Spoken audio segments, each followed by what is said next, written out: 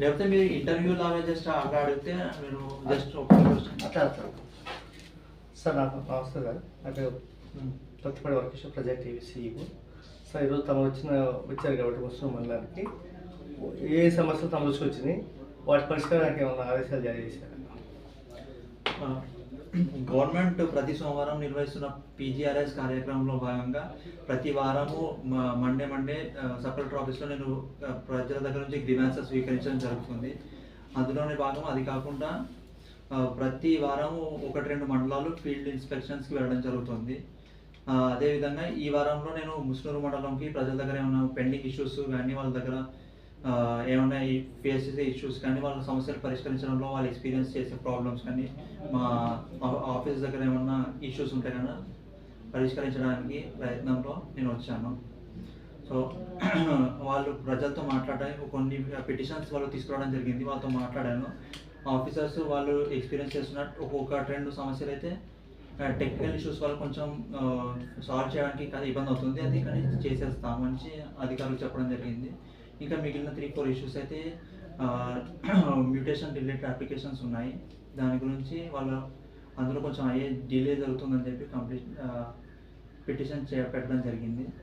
అది అధికారులు వీలైనంత త్వరగా సాల్వ్ చేయమని చెప్పడం జరిగింది.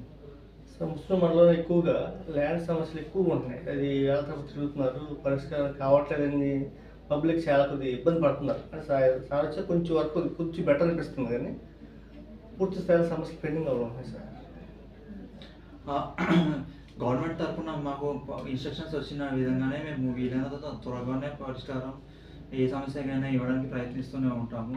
సో ఈ ల్యాండ్ ఇష్యూస్ ఉన్నది, ల్యాండ్ రిలేటెడ్ డిస్ప్యూట్స్ ఎక్కడైనా కామన్ ఎక్కువగా ఉంటాయి. సో ఇక్కడ కాకపోతే కొంచెం ఎక్కువగా ఉన్నాయి, ఎందుకంటే కొంతవరకు ఫారెస్ట్ ల్యాండ్ కూడా ఇన్వాల్వ్ అయి ఉండడం వల్ల ఫారెస్ట్ డిపార్ట్మెంట్కి కూడా కొంచెం ఓనర్షిప్ రైట్స్ ఉంటాయి కాబట్టి. సో అక్కడ ఓనర్షిప్ అనేది ఏ డిపార్ట్మెంట్కి సంబంధించింది, రైతుదా లేకపోతే రెవెన్యూ డిపార్ట్మెంట్దా ఫారెస్ట్ డిపార్ట్మెంట్దా అని క్లెయిమ్ చేయడానికి కంక్లూజన్కి రావడానికి కొంచెం టైం పడుతుండింది. సో అందుకనే డిలే కొంచెం ఉంది, కానీ ఆ సమస్యలను కూడా సత్వరమే పరిష్కరించడానికి ప్రయత్నిస్తాం.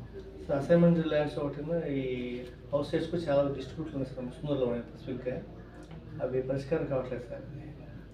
ఒక ల్యాండ్ సంబంధించి శిలపడి సుశేశ్వర అనే సర్వే నెంబర్ సంబంధించి 20 సెంట్లు సర్వే చేయటం కోసం సర్వే సురేష్ దగ్గరికి నేను 1 సంవత్సరాలు తిరిగితేనే పరిష్కారం చేయాల అంటే ఒక రిపోర్టర్ తిరిగిన వాళ్ళు స్పందనలో చాలా అర్జీ పెట్టారు, పరిష్కారం చేయట్లా. రెవెన్యూ వ్యవస్థ అలాంటి ఇష్యూస్ అన్ని జస్ట్ కూర్చొని సార్ట్అవుట్ చేయడానికి నేను వీక్లీ రావడం జరుగుతుంది ఒక్క మండలంకి. ఇట్లాంటి ఇష్యూస్ ఏమైనా ఉంటే జస్ట్ ఇప్పుడు నేను తహసీల్దార్ గారికి ఆల్రెడీ ఇన్స్ట్రక్షన్స్ ఇచ్చి ఉన్నాను.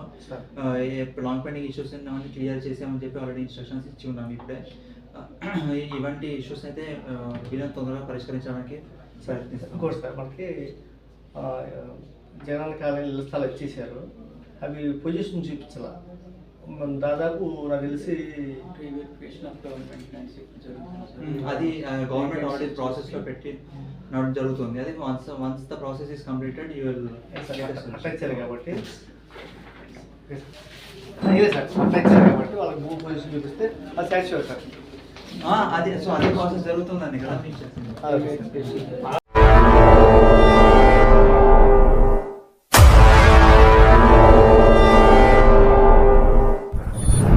ప్రజా టీవీ, ప్రజాపక్షం, ప్రజల కోసం.